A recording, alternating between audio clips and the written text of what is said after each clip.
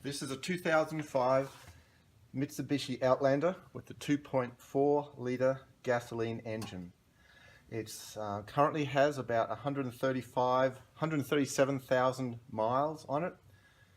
It's never been treated with any additive prior to this.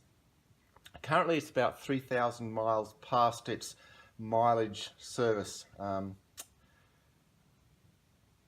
date. It should have been, the oil was scheduled to replace at 134,000 miles. As I said, now it has 137,000 miles on it. I'm about to do an oil change on this vehicle today. The oil, the current oil that's in it is quite brown, dirty looking. It's not black, but you wouldn't expect that necessarily unless it's very much overdue on a gasoline engine. But so I'm about to add the flushing oil concentrate, after which then I will do as the instructions suggest, fast idle it for about 30 minutes so that the flushing oil concentrate has a greater effect on the internals of the engine. I could take it for a drive, but I'm just going to let it do its work here. So I'm going to add that now. I'm going to put the correct amount in according to the specifications. It's about almost 5-quart engine.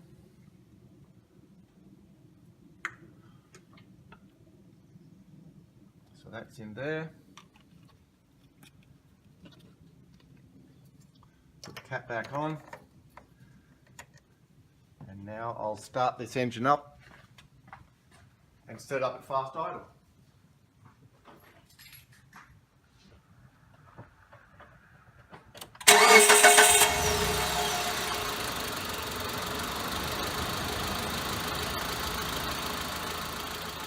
So currently I have the engine idling at fast idle at about 1250 RPM. So I'm just going to let that run now for about 30 minutes and then turn it off, shut it down and do the oil change. Okay, going to drain the oil now. It's been running for 30 minutes on fast idle, and so about to drain the oil. It's going to be hot. And out she goes. And that's looking pretty black. Which means that the flushing oil concentrate has resuspended all of the hard carbon deposits inside and all the soot particles and other things that have been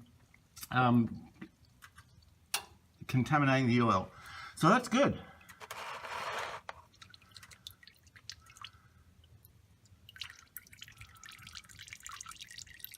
That's looking nice and black. That's what I want to see.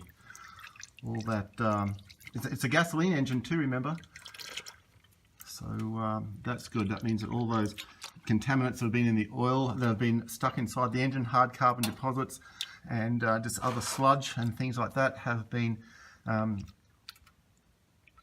mixed again with the oil, suspended in the oil, and now is being extracted as the oil is being changed. The oil is being drained out. So I've completed the oil change. At this point I've drained the oil, replaced the sump plug back in the sump, thought about making sure that's tightened up correctly, replaced the oil filter. And this is the oil that came out of the sump, out of the engine, really black, which is a good thing because that means that the flushing oil concentrate has dissolved and suspended all of the sludge and soot and hard carbon and things, and just suspended in the oil, and it's come out with the oil change. So now it's just to fill the engine back up with the correct oil. We're going to be putting synthetic oil in it, 10W30 synthetic oil, and adding some AW10 anti-wear to the engine and also to the transmission.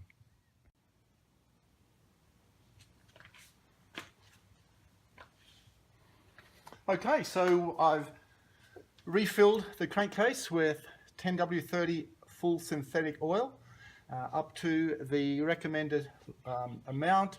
I've checked the dipstick, run the engine to fill up the oil filter, and then rechecked the dipstick again to ensure that we have the correct level of oil, which we have. Now what I'm going to do is add the AW10 anti-wear at the correct ratio, and for engines that's at 2%. And so this engine has 4.5 litres and very close to 4.5 quarts of oil. So at 2%, that's 90 millilitres of AW10 added to the oil. And so I'm going to use the measure and pour bottle, and I've already squeezed in 90 millilitres here on the measuring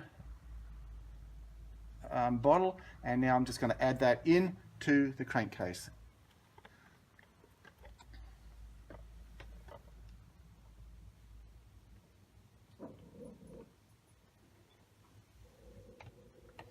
There we go, that's done. Refit the cap, and that's done. I will later on put some into the automatic transmission. The ratio for automatic transmissions is only 1%, and hydraulics. Automatic transmissions and hydraulics add to oil at 1%. So I'll work that out, measure that here on the measuring bottle, and add that in through the filler dipstick of the automatic transmission.